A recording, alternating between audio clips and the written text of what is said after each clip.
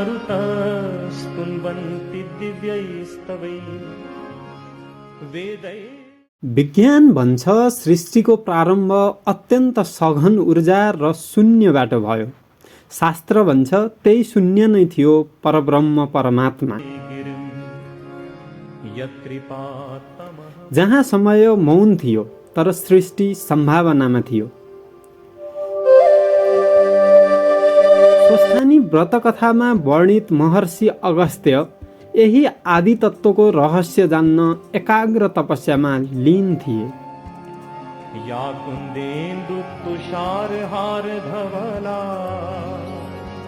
यही समयमा मयूरमा सवार स्कन्द कुमारको अवतरण हुन्छ।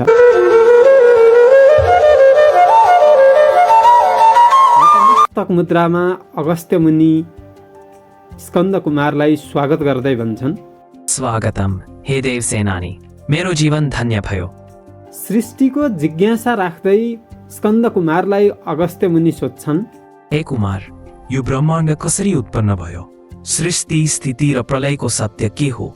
कृपा गरी ज्ञान दिनुहोस्। अगस्त्य मुनिको प्रश्नमा स्कन्द कुमार मन्द मुस्कान सहित उत्तर दिँदै भन्छन्, हे मुनि, एकाग्र चित्तले सुन्नुहोस्।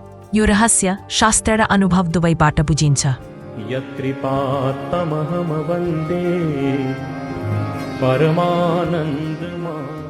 शास्त्र र विज्ञानको सङ्गमको बारेमा स्कन्द कुमार भन्छन्, परब्रह्मको इच्छाबाट सूक्ष्म स्पन्दन उत्पन्न भयो। विज्ञानले यसलाई बिग ब्याङ भन्छ, शास्त्रले सृष्टिको आरम्भ। त्यही शक्तिबाट ब्रह्मा विष्णु सृष्टि स्थिति र संहारका नियम बने। त्रिगुण सत्व रज तम आज विज्ञानमा प्रकृतिका आधारभूत नियम भएर कार्यरत छन्। मन चेतना र नियमको बारेमा स्कन्द कुमार भन्छन्, विज्ञान भन्छ सबै अनुभूति मस्तिष्कमा हुन्छ। शास्त्र भन्छ मन वशमा आयो भने दुःखको अन्त्य हुन्छ। सृष्टि बाहिर मात्र होइन, भित्र पनि छ। मोक्ष र सत्यको खोजका बारेमा स्कन्द कुमार भन्छन्, मन जित्नेले सृष्टिको नियम जित्छ, त्यही नै मोक्षको मार्ग हो। स्कन्द कुमारको ज्ञानवर्धक भनाइ सुनेपछि नतमस्तक मुद्रामा अगस्त्य मुनि स्कन्द कुमारलाई धन्यवादको शब्दगुच्छा टक्र्याउँछन्। यसरी स्वस्थानी व्रतकथाले अध्यात्मको बाटो देखाउँछ, विज्ञानले त्यसको प्रक्रिया। यी दुवैको लक्ष्य एउटै हो, जुन सत्यको अनुभूति गर्नु।